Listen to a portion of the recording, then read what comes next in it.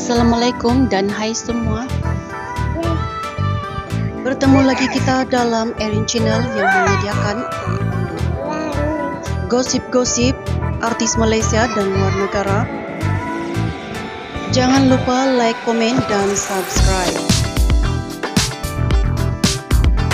Pelakon Fatah Amin berkongsi perkembangan kesihatan anaknya Nur Fatimah Aisyah baru-baru ini.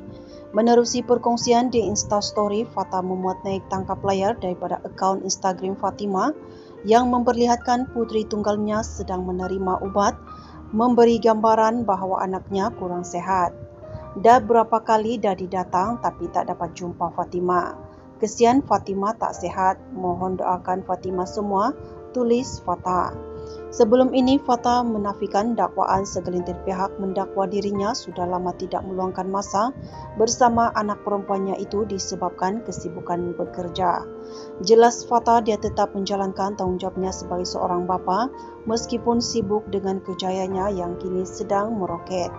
Bintang filem Mat Kilau Kebangkitan Pahlawan itu turut menegaskan sentiasa menghubungi dan mencari masa untuk Fatimah kerana itu tanggungjawabnya sebagai bapa.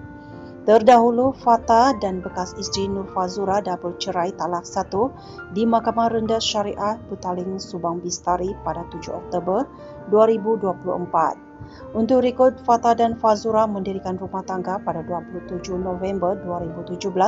Hasil perkahwinan itu mereka dikaruniakan Nur Fatimah Aisyah 5 tahun.